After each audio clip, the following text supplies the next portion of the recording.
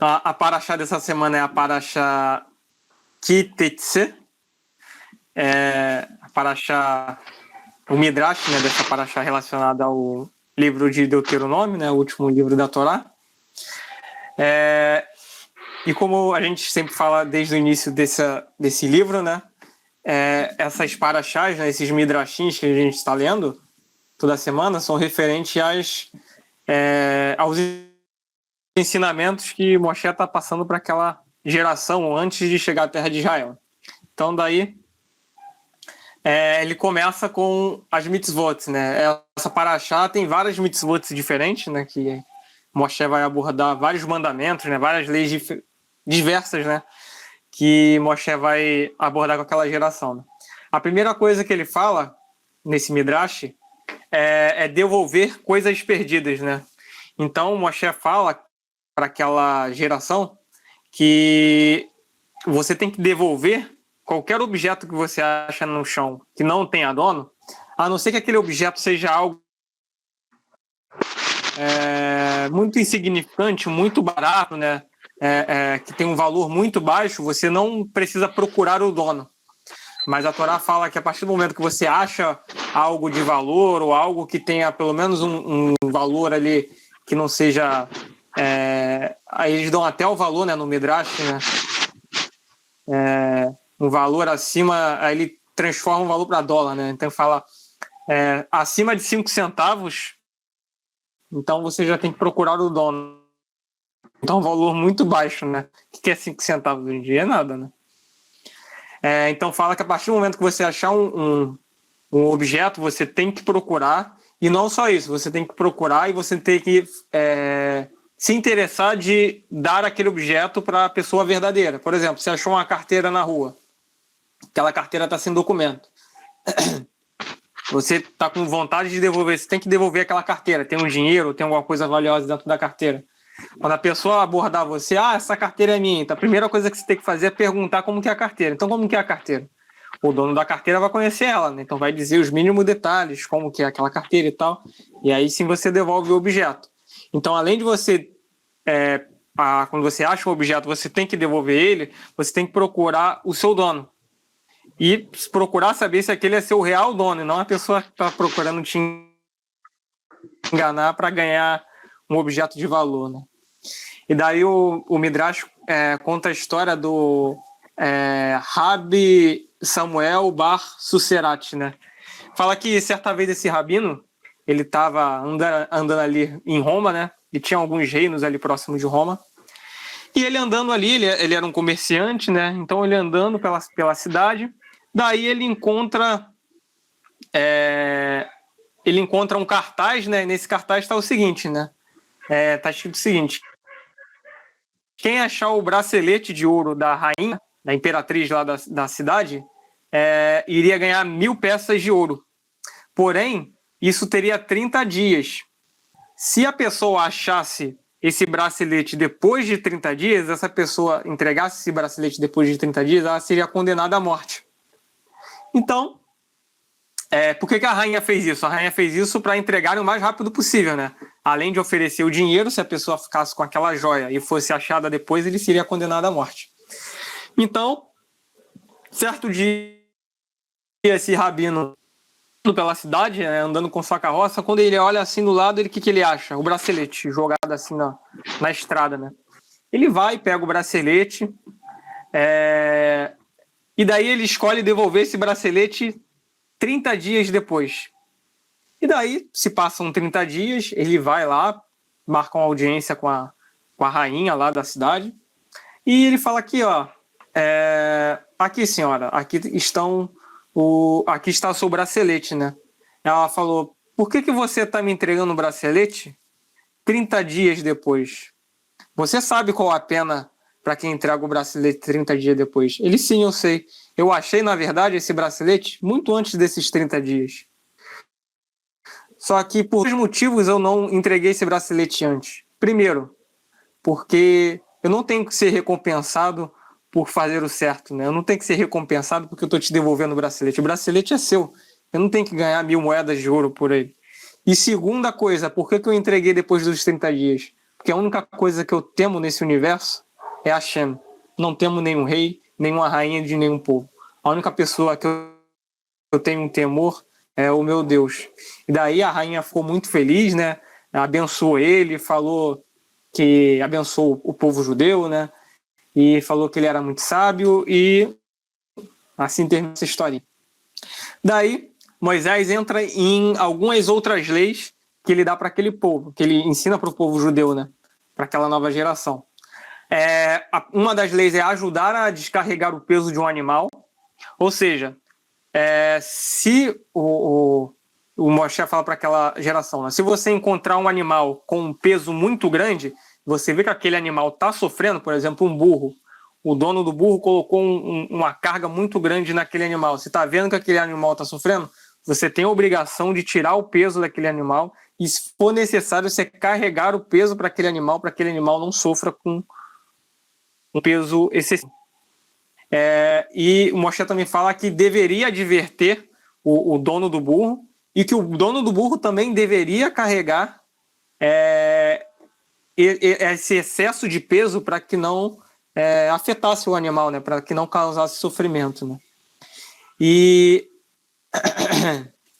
ainda dentro disso dos animais, né? Moshe fala para aquela geração que não se deve colocar dois animais para fazerem o mesmo trabalho juntos. E o Midrash explica por que isso. Justamente para, mais uma vez, não trazer sofrimento aos animais. O Midrash fala o seguinte: a partir do momento que você bota para arar um campo um burro, que ele tem condições de fazer isso, e um boi, quem vai arar mais rápido? Óbvio que é o boi. O boi tem muita mais força do que o burro. E o Midrash fala para você não constranger o animal que não consegue fazer trabalho tão bem quanto o outro, o que você tem que fazer? Eles não podem trabalhar juntos. Se você vai botar aquele dia o burro para arar, só o burro deve arar. Se você vai colocar naquele dia o boi para arar, somente o boi vai arar naquele dia. Eles não podem trabalhar ao mesmo tempo para não trazer nenhum constrangimento para aquele animal. Ou seja, mostrando aí a preocupação, né, que as leis de Hashem, né, tem com os animais, né, a preocupação que tem com os animais. Logo depois, Moshe entra em outras leis. Ele começa a falar que um homem não deve se vestir de mulher e nem uma mulher se vestir de homem. E o Midrash explica o motivo, que é justamente para poder preservar a distinção que Hashem fez entre homens e mulheres, né?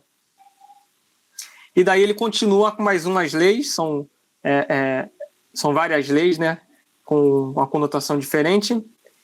E ele fala mais uma lei ligada aos animais, né, que você não pode pegar um ovo sendo com que a mãe esteja próxima, ou você não pode abater não pode fazer o abate do animal sem que o seu filhote não pode estar próximo dele, né? E o Midrash explica justamente o fato de você fazer isso é justamente o que eu já tinha falado, é o mesmo objetivo dos outros, que é não trazer sofrimento ao animal. Se você pega um ovo e aquele pássaro, a passarinho, viu que você está pegando aquele ovo do ninho dele, com certeza aquele animal vai ficar triste. Então a Torá fala que você tem que ou afastar aquele animal, e você só pode pegar o ovo a partir do momento que o animal não está mais vendo você pegá-lo. Se o animal insistir em ficar próximo do ninho, você deve deixar o ovo lá. Você coloca o ovo no local e vai embora. Esquece aquele ovo. Justamente para você não trazer sofrimento àquele animal. Aí Moshe começa a falar para aquela geração. Agora ele entra em algumas leis, né, mais fechadas, começa a falar mais especificamente.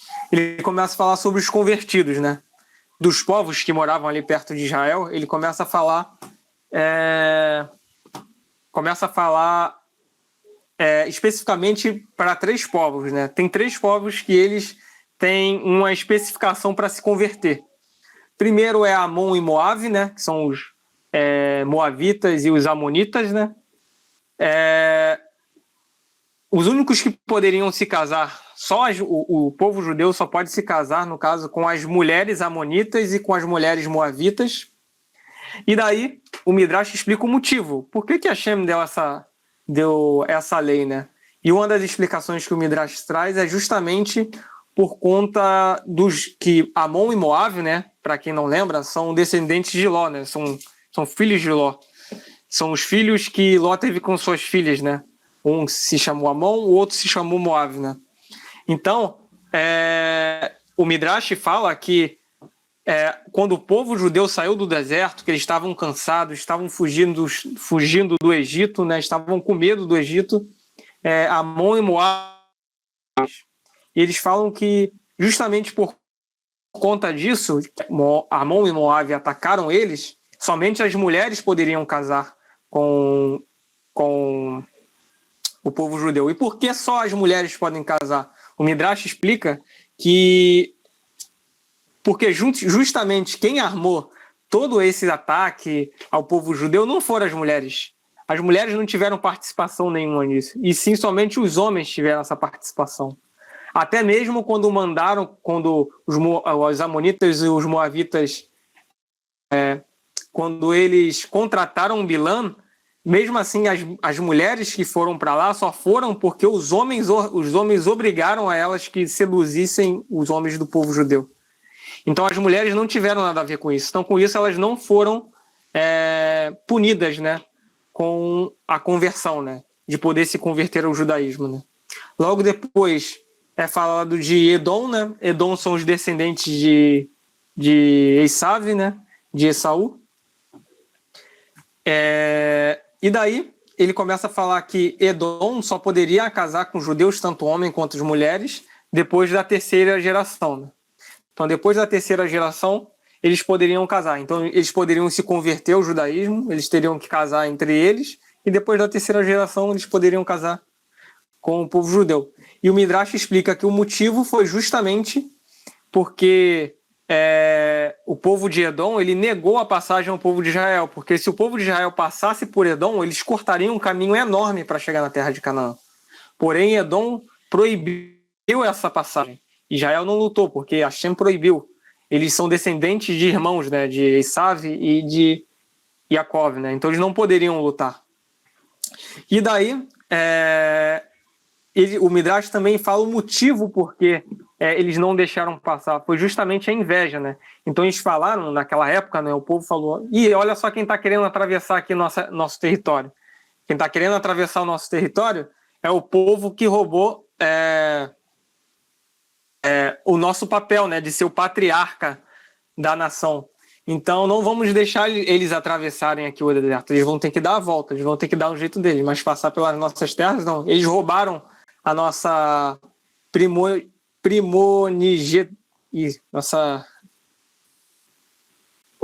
a primogenitura, como primeiro filho, né? Primogenitura. Então eles roubaram, aqui mais saiu. Então eles roubaram a primogenitura nossa, né? Então eles não podem atravessar aqui. Então por isso eles foram punidos. Somente a terceira geração poderia se casar com o povo judeu e assim se converter, né? Logo depois vem os egípcios. Os egípcios também só poderiam se casar com o povo judeu, né? Depois da terceira geração. E daí fica a pergunta, né? Nossa, o povo egípcio pode? Mas por quê? O povo egípcio escravizou o povo de Israel durante tanto tempo, causou tanta dor, tanta amargura para o povo judeu. Por que eles deveriam poder se unir ao povo judeu? Por que eles poderiam se converter ao povo judeu? E daí o Midrash fala, né, que o povo egípcio, eles trataram muito bem o povo judeu. O que aconteceu da escravidão e tal, foi o que aconteceu com aquele faraó, mas de início, o povo egípcio tratou muito bem o povo de Israel. Deram a terra para eles poderem criar os seus animais, para eles poderem plantar. Deram um local separado para eles poderem ficar, né? Então eles ficaram com o seu pedaço de terra. O povo judeu também não queria se assimilar, então eles deram justamente um pedaço afastado para eles não precisarem se assimilar com o povo egípcio. Então, inicialmente, o povo egípcio foi um povo muito bondoso, além de salvá-los da fome, né? O povo egípcio, na época de Jacob, que José era o vice-rei, salvou o povo judeu de passar fome, né? Salvou ali o patriarca e os seus filhos de passarem fome naquela época que estava tendo uma fome enorme naquela região. Então, por isso, eles podem sim se converter ao judaísmo. Então, esses são os únicos povos que têm alguma especificidade para poder se converter dentro do judaísmo, né? Logo depois, Moshe começa a falar de algumas leis do exército, né? Então ele fala que, primeira coisa, ninguém poderia ir para a guerra não estando bem nem fisicamente, nem espiritualmente. Então era feita toda uma seleção, acho que a gente já falou em paraxás passadas. Então você só poderia guerrear, independente se fossem 300, se fosse 1.000, se fosse 2.000, 1 milhão para a guerra, só poderia ir para a guerra estando bem fisicamente e espiritualmente, né? E não só isso.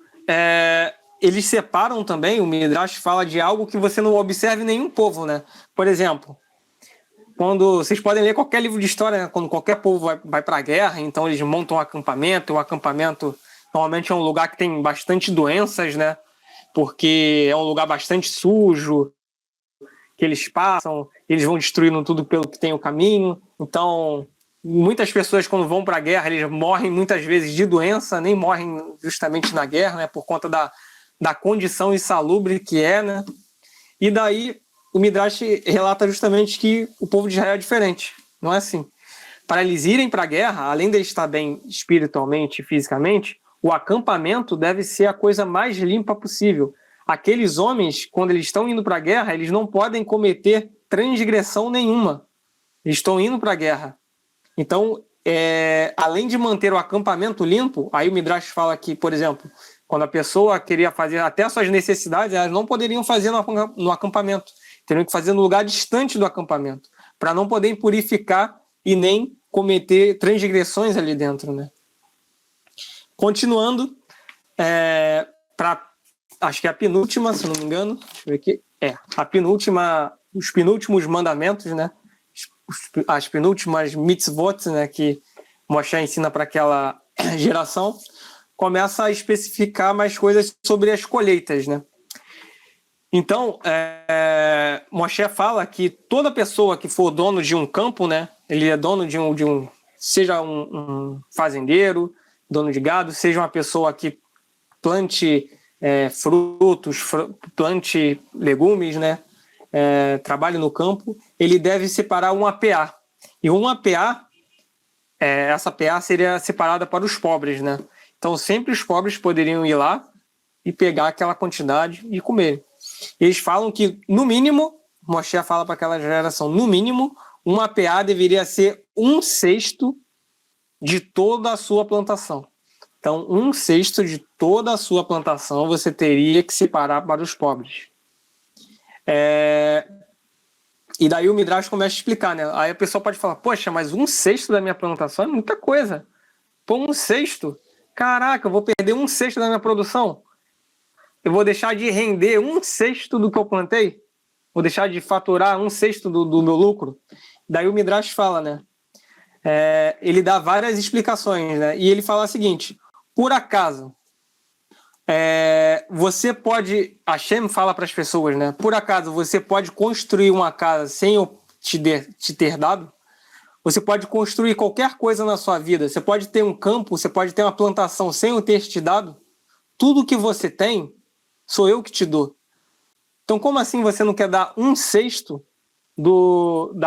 da minha plantação, e o que existe, tudo que existe na terra é meu, 1/6 da minha plantação para os seus irmãos?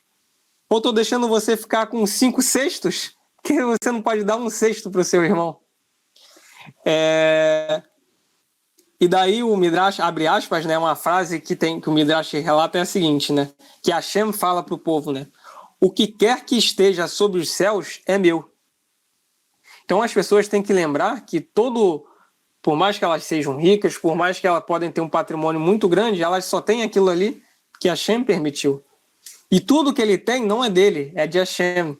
Ele só foi rico para ele aprender a dividir as coisas com seus irmãos, para ele aprender a fazer de tzedakah. E daí Moshe continua ainda falando mais sobre essas leis das colheitas, né? Ele fala, né, se um proprietário ele está carregando, por exemplo, se o cara está plantando, tem um vinhedo, ele está plantando uvas, ele está carregando 1/6 de uvas, Se um cacho de uva ou 2 cachos de uvas caírem no chão, ele não tem o direito de pegar aquele cacho e botar de volta no cesto. Aquilo ali que caiu pertence ao pobre. Porém, óbvio, né, se ele estiver carregando um boi com bastante uva e aquela carroça virar, com certeza, né, ele pode pegar e devolver aquilo para a carroça, porque é uma quantidade muito grande, né? Mas se ele deixar cair no caminho uma quantidade, seja 2, 3, 4, 5 cachos, algo que não seja um volume muito grande, aquilo ali também pertence às pessoas pobres, e não a ele. E o Midrash relata muito, fala muitas histórias dos sábios, que eles doavam muito, eles davam muito o que eles tinham para as pessoas. E muitas vezes eles davam da melhor forma. Eles davam presente sem a pessoa saber que estava ganhando aquele presente, para não envergonhar aquela pessoa, para aquela pessoa não ficar pensando, poxa, eu sou tão pobre, tenho que ficar dependendo dos outros. Daí o Midrash fala o que o Rabi Yohanan fazia, né? Então, o Rabi Yohanan, ele andava muito com outro rabino, que era chamado Shimon Bar Bar. Então, o Rabi Yohanan, ele tinha bastante dinheiro, mas esse outro rabino, ele não tinha muito dinheiro. Então, o que ele fazia? Os dois andavam muito juntos, né? Os dois eram muito amigos. Então, o Rabi Yohanan, quando ele andava, ele estava um pouco mais à frente, o que ele fazia? Ele deixava algumas moedas de ouro cair no chão. E daí o Rabi Shimon andava e achava as moedas de ouro. Ele falou, nossa, eu achei a moeda de ouro. E pegava aquela moeda de ouro para ele. Justamente para não envergonhar o seu amigo rabino e estar ajudando ao mesmo tempo. Então, ele fazia a caridade da melhor forma possível, que é não revelando a sua identidade e sem envergonhar o outro rabino. E aí, só finalizando isso, né, a Torá também proíbe fazer negócios injustos, né? Então, você não pode vender algo por um preço muito exorbitante, você não pode mudar o preço de acordo com a pessoa que chega ali na sua loja, você não pode mudar as suas medidas para você poder querer se dar bem em cima dos outros. E daí o Midrash separa uma frase também, né, para essas pessoas espertinhas, que Hashem fala o seguinte, né, você pode enganar até o teu próximo, mas a mim você não enganarás. E daí ele termina essas leis sobre colheitas, né. E a última lei, na verdade eu alterei um pouquinho a ordem, mas a última lei que a gente vai falar aqui, que Moshe fala nessa paraxá, é justamente as leis sobre relacionamentos, né. Então, Moshe fala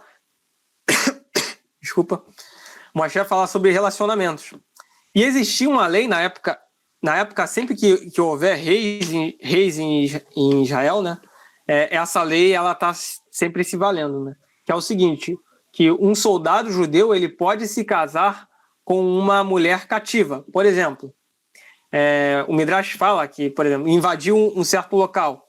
Se aquele homem judeu gostasse da mulher e se a mulher gostasse dele, eles poderiam ficar juntos. E o Midrash também fala que naquela época, o que os reis faziam dos outros povos? Né? Eles colocavam mulheres no meio da batalha, mulheres bem bonitas, né? com vestidos bem bonitos para chamar a atenção dos soldados, para eles se distraírem e eles conseguirem atacá-los. Né? Então essas mulheres, elas poderiam, se elas quisessem, e os homens também, se relacionar. Mas aí a gente fica uma pergunta, né? Poxa, mas o judeu ele poderia se relacionar com a mulher de um outro povo, mas aí não seria se assimilar? E daí Hashem fala, abre aspas, né, porque o Midrash fala, se eu proibir os judeus de se casarem com a não judia cativa, alguns dos soldados podem ser derrotados pelo seu Yetzer Hará.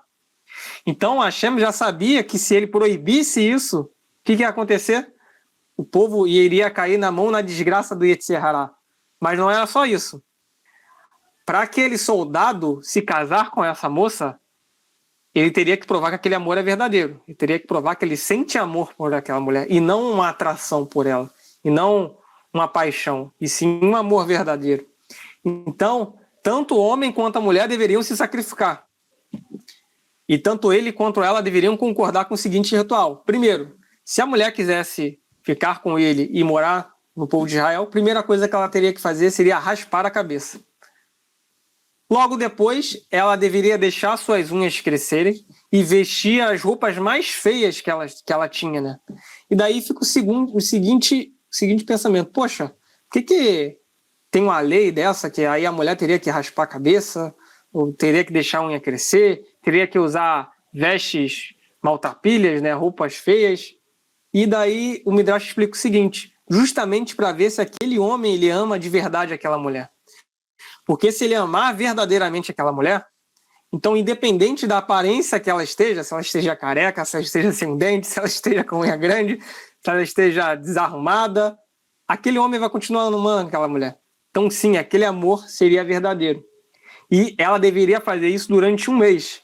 Se durante um mês aquela mulher não desistisse, não quisesse voltar para os seus familiares, não quisesse voltar para a sua terra, depois de passar por tudo isso, e nem o homem desistido dela, né? Aí ela deveria se converter ao judaísmo, e aí sim ela seria uma judia normal, uma judia. Então só depois de todo esse ritual, que aí sim um soldado judeu ele poderia se casar com uma cativa, né? Assim como fala no Midrash, né? E logo depois Moshe fala sobre as leis de divórcio, né? Emendando nesse tema de relacionamento, né? Então ele fala que a Torá permite o divórcio, né? Porém, para você fazer o divórcio, você tem que ter total certeza do que você está fazendo ali.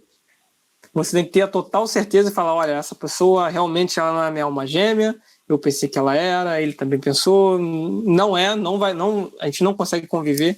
Deve ter toda a certeza possível na vida para você poder realizar aquele divórcio, né? Que do mesmo jeito que o casamento é algo muito sério, o divórcio é algo também muito sério, né? Você está se separando daquela pessoa. E daí, o Midrash fala o seguinte, né? Ainda falando sobre esse tema, né? Ele especifica justamente nos homens, né? Realmente porque o homem realmente é mais problemático do que a mulher, né? A mulher é muito mais tranquila do que a gente, né? Então ele fala o seguinte: todos os homens eles devem ter total paciência com as suas esposas, mesmo que elas sejam muito geniosas.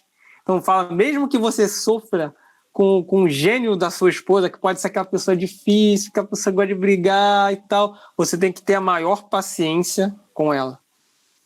O homem tem o dever de ser extremamente paciente com a sua esposa.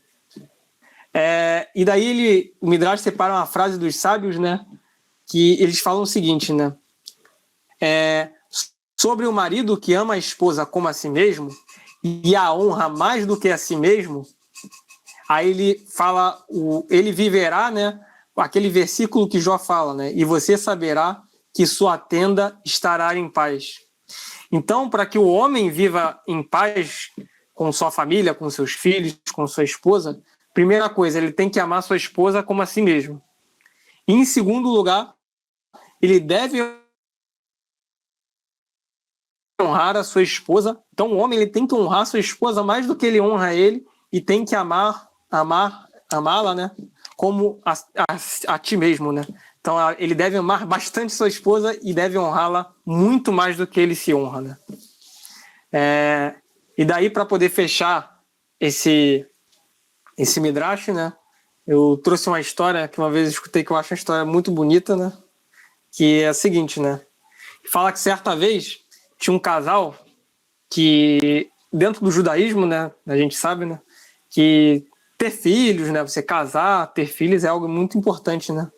E tinha um casal que eles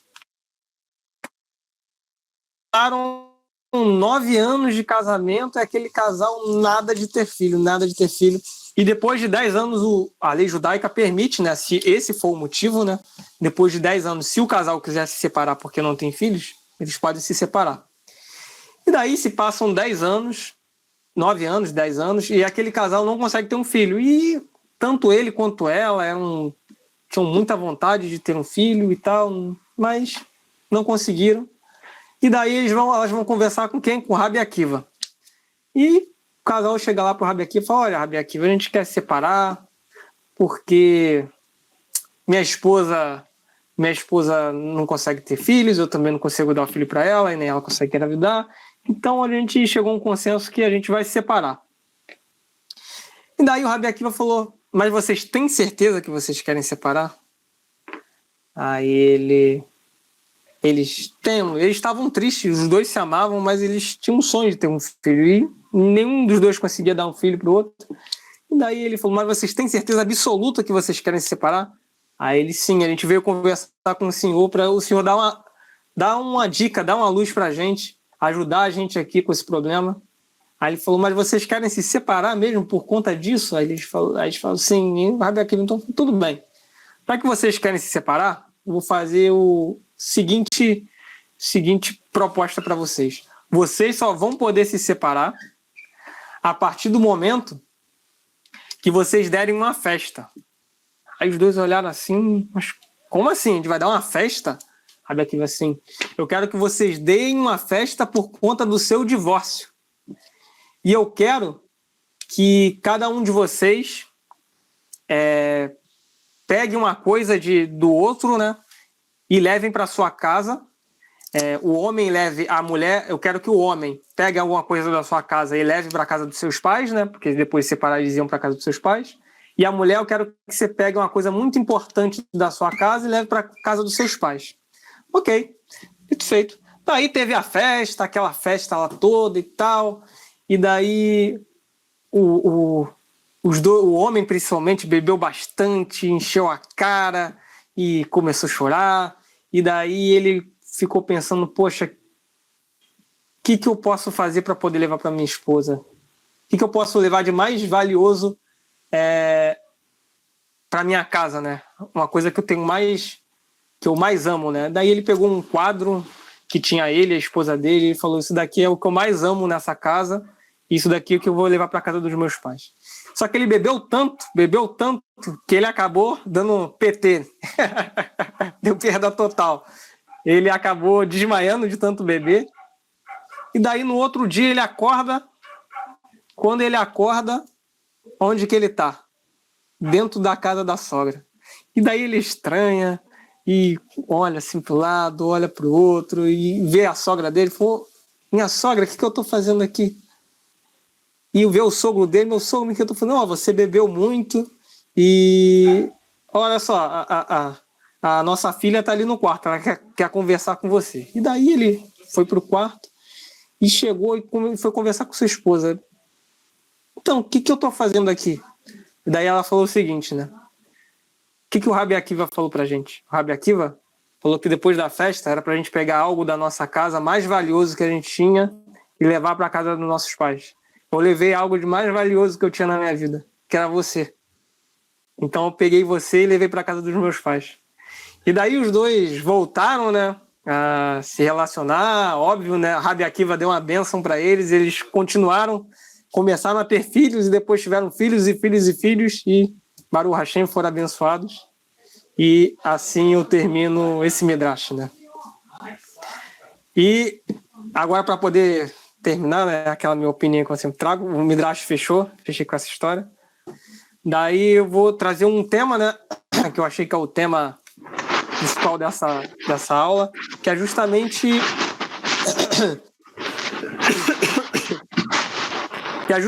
o amor, né? Eu achei a parte mais bonita dela. Essa parte fala justamente sobre relacionamentos, né, no Midrash. E aí eu queria trazer minha opinião, né, justamente sobre relações, né, relacionamentos, amor, sendo amor tanto faz, né, seja amor de filho, seja amor de marido e mulher. E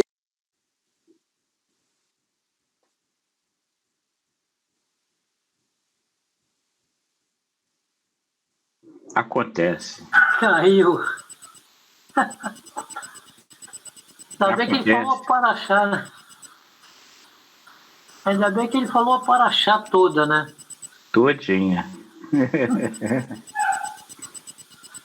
Ai. Eu só espero que ele volte. Ele já volta. Essa nossa internet é uma graça. É uma maravilha, é uma coisa boa. Chegar. Rapaz. Porque A gente não pode falar, não pode reclamar, né? A gente nem isso tinha há alguns anos.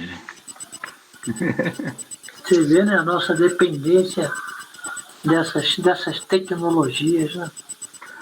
Mas o futuro é esse, né? A tecnologia é um material didático, tudo é divino. Não existe que não seja divino. Por isso que a gente não pode reclamar, né? Tudo é divino. Não há nada. O Criador diz assim: não podeis fazer nada a não ser mim, tudo que tens, Tudo que fui tá eu que debaixo dei. do céu é meu. Não reclamas, porque é através disso que eu consigo te sustentar. Entendeu? Não seja presunçoso, achando que é alguma coisa de alguém que já eu, porque sou isso tudo, entendeu? Então, aceite para você. É assim que pensa aquele que é o Criador. Não é verdade? Olha Voltei, quem gente. Olha quem está de volta. Olha quem está de volta. A internet caiu de vez. Eu liguei o meu 4G, aí provavelmente terminar o Midrash eu devo tirar porque deve acabar tudo já. A internet acordou na casa da sogra e falou assim: onde é que eu tô?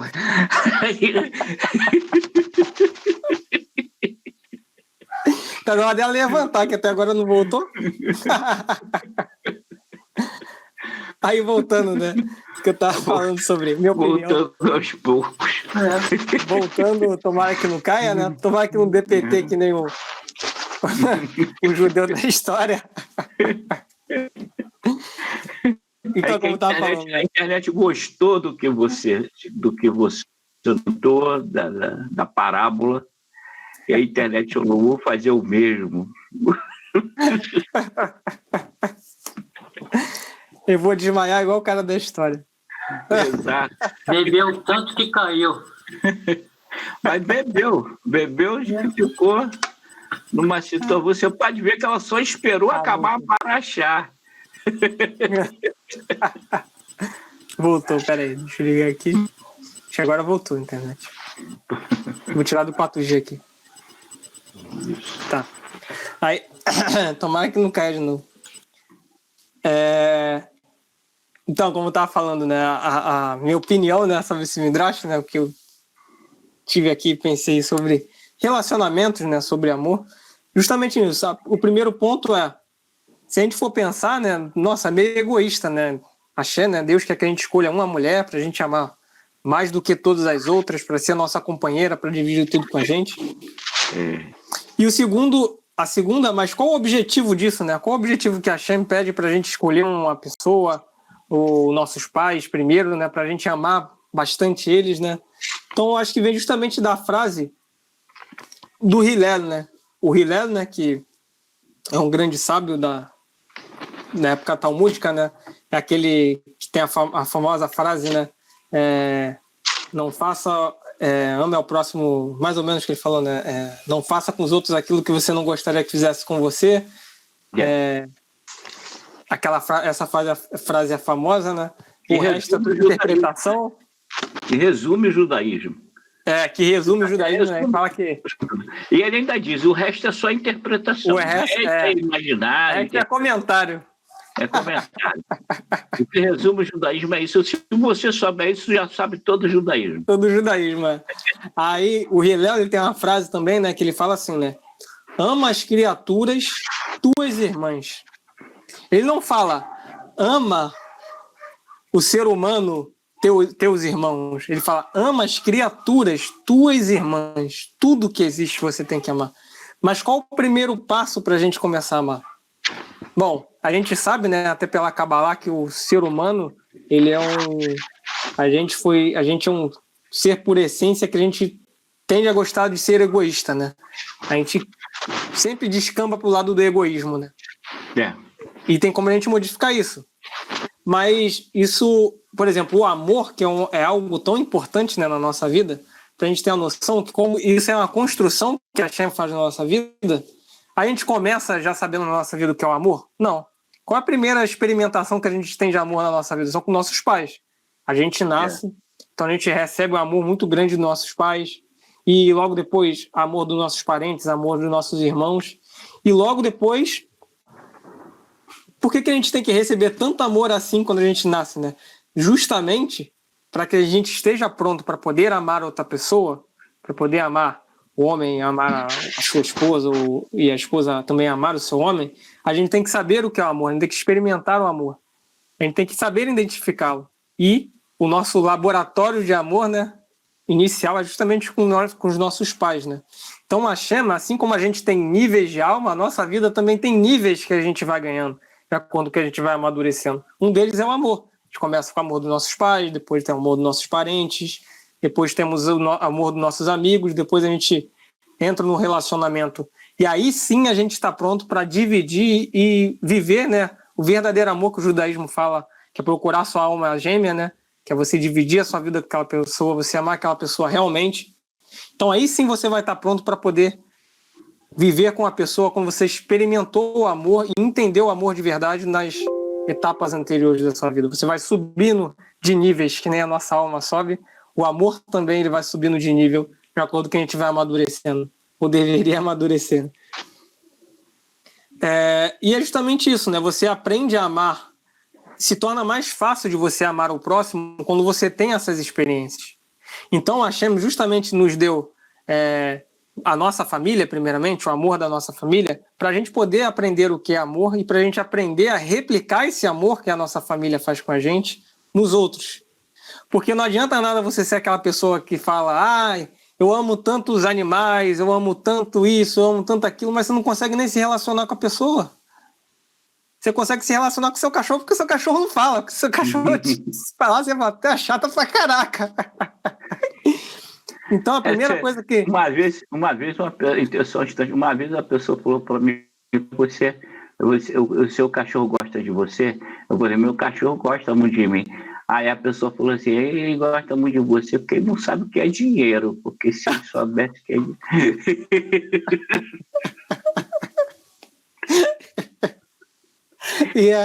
E é justamente isso. Como você vai aprender a amar os animais, como você vai aprender a amar a natureza se você não ama nem seus pais que estão dentro da sua casa, você não ama seu irmão, você não ama a sua esposa, você não ama os seus filhos?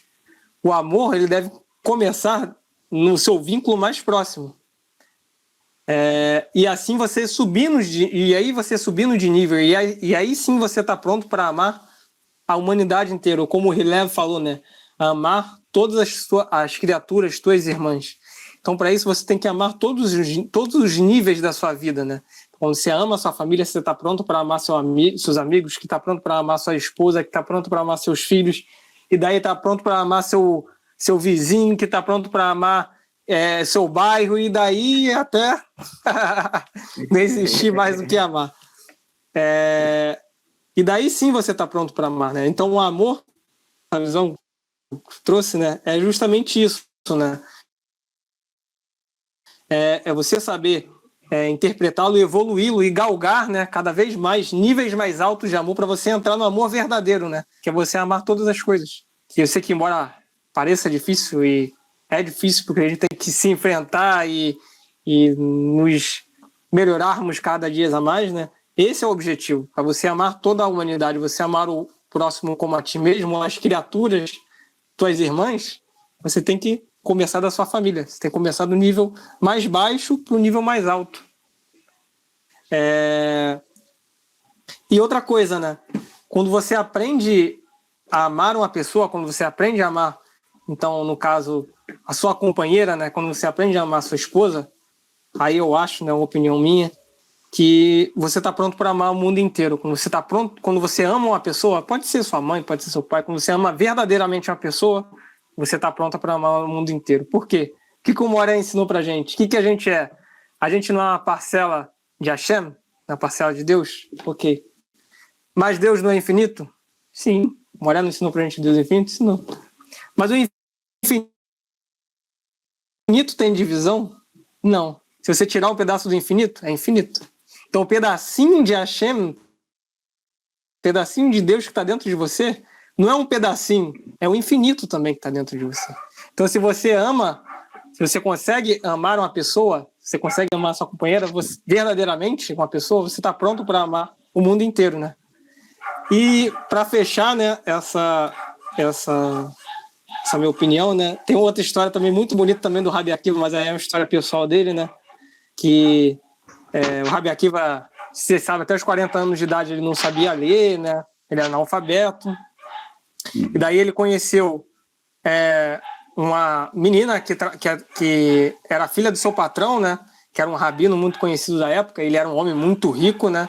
O Rabi Akiva era muito pobre, não sabia ler e tal. Só acabou que a filha dele se apaixonou pelo Rabi Akiva, né? E ela falou, olha só, Akiva, eu gosto muito de você, mas eu só me caso com você no dia que você começar a estudar a Torá.